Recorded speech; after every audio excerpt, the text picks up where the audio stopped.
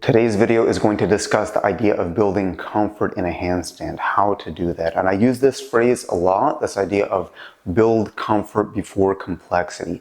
And this is really important because I'm going to define it in a moment, what it means to be comfortable in a handstand. And then not only does this concept apply to every handstand skill that you can continue to progress on within that pyramid, but also you can modify that concept to apply to any other skill. Build comfort before complexity. Whatever your base movement is, the thing that's the building block towards what you're trying to do next, you have to be completely comfortable there. And if you're not, and you try to move on to that next skill level too soon, what you can do is risk building bad habits, which means that you might have to go back and fix something, which can be very annoying in your learning process, right? Taking one step forward and then another step back. Or depending on what you're working on, it could put you at a higher risk for injury because you're moving on too soon. So I always say don't skimp on the basics, do the basics more, but it's not just about doing the basics, it's about doing the basics to get completely comfortable with them so you have this surplus of strength and awareness and consciousness to pull from that you can use towards progressing to that next thing. And it's a concept that'll keep going, right? So whatever your level of basics, that continues to go up with your skill level, right? Like you have to be comfortable with a wall handstand before you're working on freestanding handstand, but you can apply that to the next level, well, several levels. You have to be very comfortable balancing in a two-handed handstand before moving on to a one-arm handstand. Continue with that, you have to be comfortable balancing in a one-arm handstand before you move on to different leg positions and one-arm presses and other transitions. So you can continue that concept all the way through. But it's this idea that whatever your basic skill level is, the thing that you're doing consistently, it's not just enough to do it. You have to do it in a way that you're completely comfortable with breathing, with different variations, with doing it under different conditions, so that you have, as I mentioned, this surplus of awareness that you can use to move on to the next thing. So I'm going to define what it means to be comfortable in a handstand. This is a little bit more geared towards a beginner level, somebody who's maybe getting comfortable on the wall to try to move on to a freestanding handstand. And hopefully that's useful, but as I said, you can apply those concepts. So let's define a little bit what it means to be comfortable. So the first thing I have written down is long duration, and that one's fairly obvious, right? If you can hold the position for a long time, you're probably reasonably comfortable in it. Now you can take that to extreme of some training methods where it's like, well, if you can hold a 10-minute handstand, your technique and comfort level can't be that bad because you can hold it for that long. I tend not to coach in that kind of conditioning extremism. That being said, if you're having trouble holding your wall handstand for maybe 20-30 seconds, you probably need to work on longer duration holds because again, you want that surplus of endurance. If your max hold, I'm just throwing numbers out there, if your max hold is 30 seconds and you're trying to get a balance of a couple seconds, but that's eating away your endurance because of that extra focus required, it's going to be difficult. So again, throwing numbers out there, a minute is good. If you can hold it for a minute against the wall and it's not too taxing on you, meaning that when you get up, you're not drained, you can do it again within a short amount of time, that's a fairly good place to be. Obviously, you want to go further than that eventually, but definitely long duration, and that's also one of the easiest things to measure is how long can I stay in a handstand as far as one of the ways to understand what the comfort level is. The next idea is the easy entry and exit, right? We think sometimes only of the handstand itself, but the entry and exit of the handstand is just as much part of the skill. So it's not just what you do in the handstand. How easy can you get in and out of it, right? Is it something that you have to do this massive prep for, this heavy breathing? I'll talk about breathing in a little bit. You have to like shake yourself out. Same thing with the exit. Do you barely come out because you lost control? Do you fall? Is that a very heavy landing? All of these things are part of it. And basically, it's not just the handstand itself, but if it takes you excess effort and focus to get in the handstand and you don't have a clean way to come out of it, that also means that you're cutting off your comfort level. And especially once we get into freestanding handstand at a very advanced level, that entry to handstand is something that you have to be very precise and consistent and comfortable with, because you have to do that every time you get in a handstand. And if you can't do that every time consistently, you're cutting off your potential for the next skill that you can do. So keep that in mind. The entry and exit, even though it's difficult to measure, but how smooth can you do it? How easily can you do it? How much effort does it take? How soft you land? All of those are really important elements as far as being comfortable in your handstand. Repeatability is another very important concept with, again, it's with a lot of skills, with of course some exceptions, but generally your PR, whatever your longest or best effort is on the best possible day in the best possible conditions, that's not your skill level, that's your PR, and those are very different things. Your skill level is what you can repeat under potentially adverse conditions on maybe a mediocre day or even a bad day. So it's this idea of repeatability. So it's not just the handstand that you've done, it's the thing that you can do and repeat. And basically, if you can repeat the same performance over and over again with minimal to no variation, that's also a very good sign of comfort.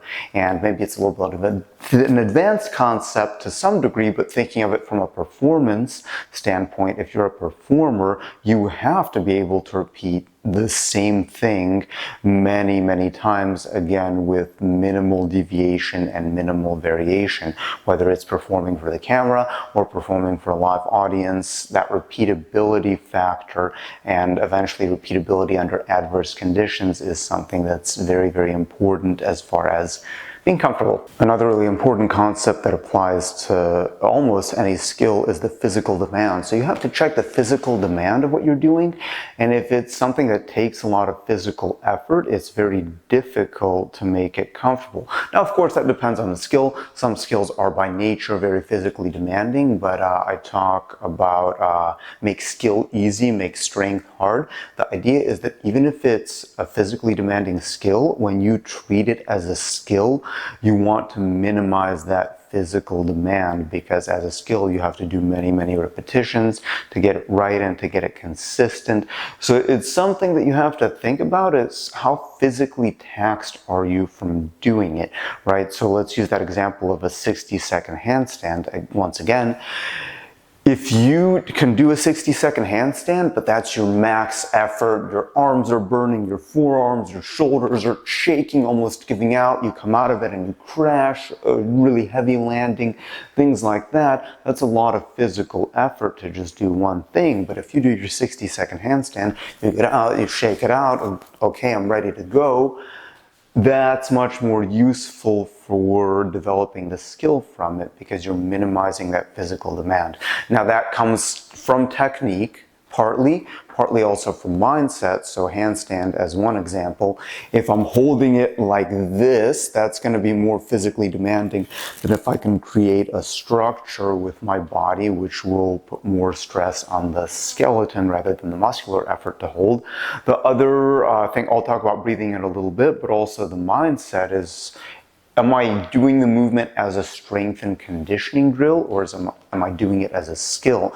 Now, it could be an overlap of both, but just keep this in mind. If I'm trying to make it easy, I want to minimize the amount of physical effort that it takes me to do the thing, because that's going to create that surplus that I can use for the complexity that I'm going to add. Breathing, also very important. Breathing sets the tone of the thing that you're going to do, and chances are if you're not breathing or you're not breathing well, you're probably not comfortable. Now, of course, there are exceptions, right? Free divers, this has very little to do with a handstand.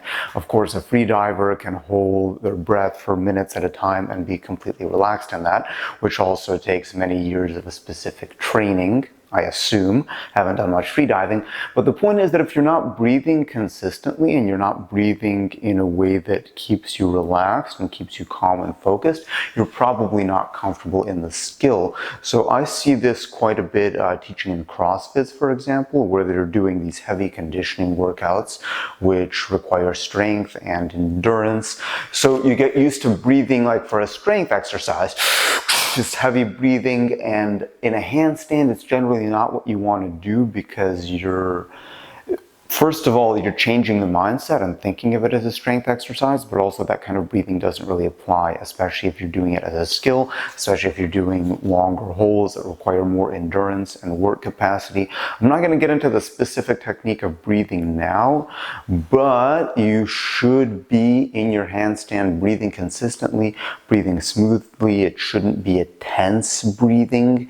It shouldn't be labored breathing. It should be, I'll talk about this in the drills, but basically I try to keep the idea of if you can talk, if I can be in a handstand and hold a normal conversation without any strain in my voice, that's probably a sign that you're breathing correctly in your handstand, because you're breathing consistently, you're getting the air in, you're getting the air out, you're maintaining enough tension to be able to hold the position without collapsing, but you're also not putting unnecessary effort into your breath. So pay attention to your breathing, and it's something that will have a huge impact, especially as you do those longer endurance holds. Next concept goes a little bit into the land of woo, if you want to call it that. But what you want is to have a surplus of conscious awareness. So what does that mean? So basically, and people talk about this idea of mindfulness, that if I'm completely focused on the one thing, that's a very high level of mindfulness. But there's another level of that where I can do the thing and it's so automatic that I can think about something completely unrelated and it doesn't change how I do the thing. That's actually a very high level of mastery, when I can do something without direct focus. Now, that is one of the goals to have in the handstand, of that idea of comfort before complexity. But what I'm talking about is you have a surplus of conscious awareness, meaning that all of your focus, it doesn't have to go to the handstand. Now, that's something that you'll get better at as you do more, of course. When you're a beginner, you probably do have to focus really hard just to stay up. But as you get better, you want to be able to free up some of that focus. So this idea, okay, maybe when I'm first learning, I'm in my handstand and I have to think about pushing and straightening my arms, and I have to remember to breathe and looking at the floor, and I'm trying to think about reaching up, and all of these things are elements that I have to do to stay in that position. But as I get better, as I build up more time, that becomes more automatic, and then eventually you can be in a handstand and you can think about what you're going to have for dinner. You can look at the world around you and notice things. You can have a conversation with your neighbor without compromising the handstand itself. So this idea that you have excess conscious awareness, you don't have to use all of your conscious effort to do the thing. And that's not just for handstands. This is very important for any skill level, because ultimately your conscious mind is weak. It can't make complicated calculations without really trying hard. It can only focus on one thing at a time without switching tasks. So eventually that's what you want. You want to get this skill to the point that it's autonomous, that you can do it without the conscious thought. That takes a lot of time, that takes a lot of effort, that takes a lot of practice, but that's usually a good note that you're ready for that added complexity, as you have, I'm going to use the same phrase again, you have that surplus of conscious awareness. And then finally for today, I can go deeper, but that's all I'm going to include for this video, is the exit strategy. So knowing how to bail out when something goes wrong. This is part of the psychological handstand progression, and this is why I teach when I'm doing beginner workshops, and especially adult workshops. I spend a lot of time teaching people how to bail, to make sure that if they lose control on a handstand, there's no safety risk. They know that they have the reflexes to get to their feet every time. And this is very important for comfort, because if there's any amount of fear, any amount of hesitation of what might happen, it's very difficult to be comfortable doing the thing, because some of that mental focus is still thinking, oh shit, what if I lose control? What if I fall? So that's very important, is to have that exit strategy where if you do lose control, you know that it's not an issue, because you know that you can catch yourself in a safe way. So very important having a clear exit strategy to be comfortable doing the thing that you're doing. So I know that was a lot of theory. The theory is never enough. You have to apply it in practice. So let's get into a few practical exercises that you can do to help build comfort in the handstand. And one thing to keep in mind, the exercises themselves aren't unique. They're not new. The exercise doesn't matter. It's your intent behind the exercise, and that's what builds the comfort. And that's something that it's hard to quantify. It's hard to write down on paper. So just keep that in mind. Your intent is to make it easy and to get as comfortable as possible. It's not to get a pump, it's not to get more reps necessarily, unless you're trying to do the repeatability factor. It's to get as comfortable as possible while doing it. So first exercise, very simple, probably the most boring, but you can also treat it as a meditation to some degree, is just get up in a handstand and hold it. Right? Just stay there. Long handstand holds. This is part of being comfortable. You have to be in a handstand for a long time. So you can focus on your form, push up, point your toes, straight your knees. You can also see how much you can relax. Relax your neck, relax your head, make sure you're breathing. Try to get this minimalism in there. So it's like, how much can I do? But also, how little can I do and still stay up? Notice I'm talking the whole time, which means my breathing is steady.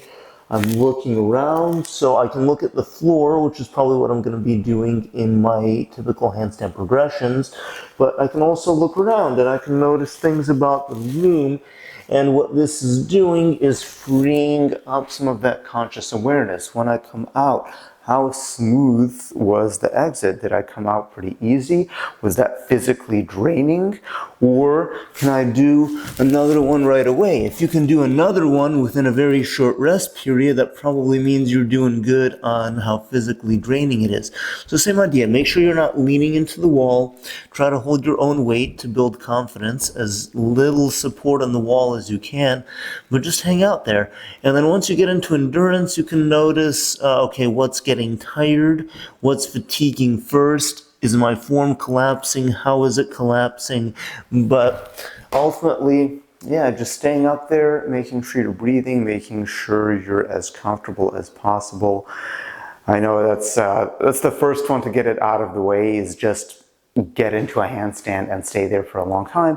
And if you stay there for a long time, you might figure out how to make it more comfortable. Next exercise is one that I've talked about in several videos, and it's one that I'll use a lot in the beginner workshops. The idea is the exercise itself is actually much harder than holding a handstand. So it's about building a surplus of strength and endurance, but also it teaches you about structure, because you're spending time on one arm.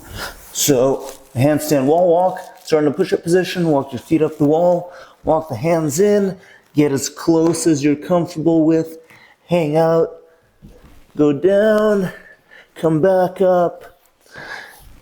Notice my step is very soft. I'm keeping my arms straight. There's a little bit of hip movement from side to side. I'm spending time momentarily on one arm. I can do a number of these in a row pretty easily because I'm using my structure. Also, one thing I'm doing is not slamming my hand, but rolling through the fingers to make the movement soft, right? So handstand wall walk, and again, this is a pretty basic conditioning exercise, and it's important because it'll build strength in your shoulders for the handstand. But the whole point is that this is harder than the handstand itself. Doing this up and down a few times is much more difficult physically than just staying in a handstand. So if I can do that, I'm stronger than I need to be, and I have that surplus. So definitely handstand wall walks is a fantastic exercise, especially for beginners. Entry, very important. So how you get up to the wall, how easy it is, how smooth it is, how consistent it is, very, very important. So if we're doing back to wall, standard kick. Without going into too much of the detail, because I do have videos on the kick, but I want to be very smooth with my transition, putting the hands down, kicking the leg, knowing that I can get up every time, knowing that I can get up smoothly, knowing that there's not any additional impact to my body. I'm not slamming my hands down. I'm not trying to put a hole in the wall with my leg. It's just enough momentum, and I know that every time I put my hands down and kick, I can get up, and it doesn't take much effort to do so. I'm not bending my arms and collapsing. I'm not doing any kind of crazy, erratic movements. It's smooth, it's controlled, it's consistent, and I can do it every time, and I know it's not an issue that when I want to get up into the wall, that I can do it my first try. So, very important, basically, if you're not consistent with getting up to the wall, if that's something that you're still struggling with, you do want to work on that separately. So just getting up and getting down and being smooth with that. So not every time I have to hold it, but just working on this, because if I do that smooth without relying on the wall for help, that's also going to help with my kick up freestanding later on. Chest to wall. The wall walk is going to be one way to get up to it, but it's not the most efficient way because you have to take a lot of steps. So you can also start to play with how can I get up into a chest to wall easier. So I can cartwheel like this if I don't have a lot of space. What I do is, it's kind of like a cartwheel, kind of like a kick. I can cartwheel if I have more space to the side, like that. A little bit more space, but it's what I have to do there if I'm doing that is control my cartwheel so it's not full momentum. It's a fractional momentum cartwheel where I can stop in a handstand, and I have to know my space, I have to know where my legs are, and that's another level of comfort. So if there's a lot of crazy obstacles and you don't know your level of control, maybe it's something that you should do when you have more space, but you can also cartwheel going straight into the wall like this. Again, it just takes control of your momentum and spatial awareness, but being able to just get up to the wall smoothly and consistently is very important, because you're going to have to do that every rep that you do of your longer holds, but also the smoother that you are with your entry and exit, that's part of the handstand. Even though it's not the handstand, it's very much still part of the skill. So you want to get comfortable with that as well. And same thing with your exits. Right when you come down, land smooth, stand up easy. It shouldn't be like, one of these real heavy. If you're landing like that, chances are the set was physically demanding and you weren't really comfortable in it. So just keep that in mind, the way that you do your entry and exit. Very, very important. Next is the breathing progression, but the idea is that if you can talk, you can probably breathe pretty well, and you're probably maintaining the necessary tension that you need to stay up, but not putting in too much physical effort as well. So whatever handstand that you're in, my recommendation is number one. Just to keep it really simple, you can count out loud. 1, 2, 3. If you want to count in a different language to give a little bit more brain challenge. 1, 2, 3, 4, 5, 6, 7, 8, 9, 10, 11, whatever languages you know, but the idea is your voice shouldn't change. If your voice starts to sound strained, you're probably not in the right mindset, and you're probably putting in too much effort into the handstand, and you have to do some kind of analysis on how to reduce your physical effort. But the breathing is very much part of that. Now, that's one thing you can do by yourself. You can name stuff, you can recite your favorite poetry or monologues, whatever, that's part of it too. Even better, my preference is if you have someone that you can talk to, so you don't know what you're going to say. You have to think of something to say. So if I were having a conversation with somebody, just a normal conversation, but the idea is that I part of my brain goes into thinking of what I'm going to say, which frees up some of that conscious awareness. And then holding the handstand starts to become something that's subconscious. So that's a really good way to add distraction towards making that progression. One of my favorite games that I'll play sometimes at a workshop that you can do with a partner is categories. So basically what I'll do is I'll have someone get up into their handstand, let them settle, and then I'll give them a random category, and the goal is to name as many items as you can in that category and trying to be specific as possible. So for example, if I do predatory fish, I can go, right, tiger shark, hammerhead shark, whatever, great white shark, stonefish. I'm actually not sure if that's a predator or not. I don't think it is, but they are poisonous. So this is just an example, but the idea is that you have to think, and whatever you're thinking about has nothing to do with the handstand itself. But in doing so, with that distraction, you're not only trying to talk and breathe, but you're trying to brainstorm different things that are completely unrelated. And in doing so, that turns the handstand into more of a subconscious skill. So, the idea of talking is very underrated, I think, in terms of handstand progressions. So that's just one thing to keep in mind. The next concept is the idea of creation and destruction. So basically, if you can destroy something and then create it again, you have a much better understanding of what it is and why it behaves the way it does.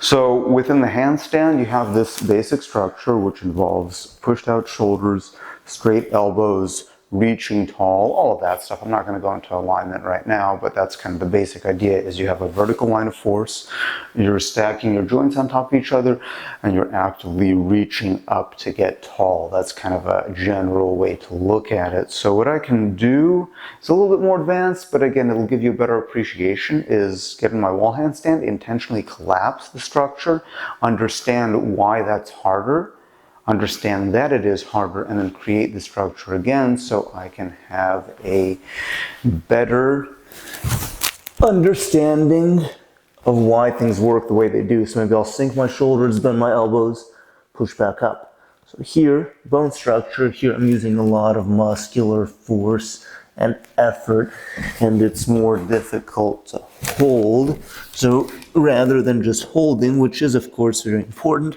I learn how to break, I learn how to destroy, and then create.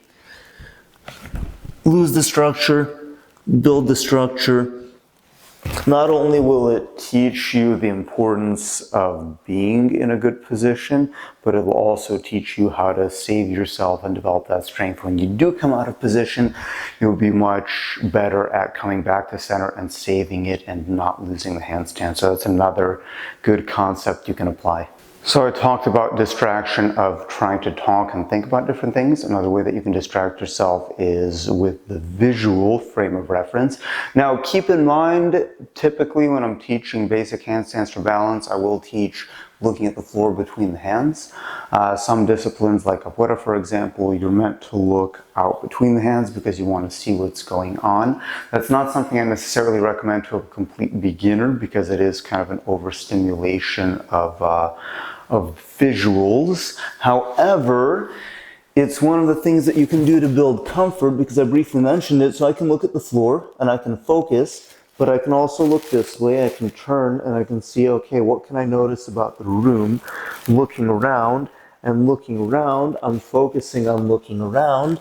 I'm focusing less on the handstand, and the handstand becomes automatic. So that's another way that you can distract yourself to get more comfortable there and have that surplus of conscious awareness. Another thing you can do, I've seen videos of some of the Chinese gymnasts as well doing super long handstand endurance holds and reading a newspaper. So that's something else that you can play with. Again, something visually. Have something in front of you, and then, right, you can read it. So when you read it, once again, I'm in the handstand, but my main conscious thought isn't about the handstand itself, and in doing so, I can generally hold it longer and get comfortable easier because the subconscious part of the body starts to work and assimilate assimilate that skill. So visual distraction, whether it's reading or looking around, is another thing that can help you. So I talked about the entry, but one thing that I want to talk about in specific regarding the entry that a lot of people do is take too long of a setup. So it's, of course, it's always a balance. You don't want to rush into it with too much force. A lot of people do that, but also what a lot of people do is they take too long in the setup. They go here and then they calculate, they do a lot of extra movements. So you shouldn't have to take that long in the setup. You should want to get set and do what you need to do, and it should be something that's very casual that you can just go into. So I put my hands down, shoulders on top of the hands, kick, very easy, very casual. If I was to do it faster, I would put my hands down. I'm still doing the same thing. I'm still going through the steps of hands, shoulders, kick. I'm just doing it a little bit faster, but it's smooth. I'm not putting too much conscious thought into it. I'm not doing this over preparation, this overthinking, this breathing, all of these little shifts that people do. None of that ever helps. It's almost guaranteed that once you start getting into too long of a setup with too much unnecessary movement, that you're probably going to fail whatever you're trying to do because you're already distracted. So it's something to keep in mind is how much setup you need to get into the handstand, and it should be minimal setup. Now, if you take a breath or two here, not a big deal, because you do want to set the right place for the hands, the width, the shoulders. Maybe if you have a tendency to bend your elbows, you have to put a little bit of extra thought and focus into straightening, things like that. But you shouldn't take too long. So that setup, shoot, shoot, casual. The more casual you can make it, the more comfortable it's going to be. If something takes you a long time to set up, it's questionable how comfortable you are doing it. Handstand bailout, also very, very important. The typical bailout that I teach is the cartwheel. So you have to get comfortable with what happens when you fall forward, and basically I have another video on this as well that I go into it in more detail, but I go too far, I turn it into a cartwheel, and I should be comfortable with cartwheels as well and understanding the space. But having that bailout is very, very important. If I don't have that reflex of knowing that I can safely get back to the floor when I lose control, there's always going to be that hesitation of going and fully committing to the handstand. So very, very important. Not going to go into too many details, but making sure you know how to cartwheel out and making sure that you have that awareness of, oh, I went too far, I can still land on my feet, because it's very difficult to be completely comfortable if you don't have a solid worst case scenario exit strategy. And one more concept you can apply is moving within the handstand. So of course, in the beginning, you do want to learn stillness and find the position, but then the wall is your chance, once you have a better understanding of that, of moving in a way that maybe you're not comfortable with in your freestanding balance, but in that movement, you're developing the awareness and understanding of new and different positions and pathways, and in doing so, you're getting more comfortable because you're building up the base of your pyramid. So I wouldn't recommend that right away. Like if you're still learning just the basic handstand hold, then stick to a basic handstand hold. But it's something that you can start to apply, is moving in different ways, because again, I can understand this better when I have all of this other stuff programmed and I know what it all feels like. So just something else that you can apply. So just some ideas and concepts you can utilize to hopefully get more comfortable in your handstand so that you can get that freestanding balance and so that you can build good habits for the future and continue working on your skills.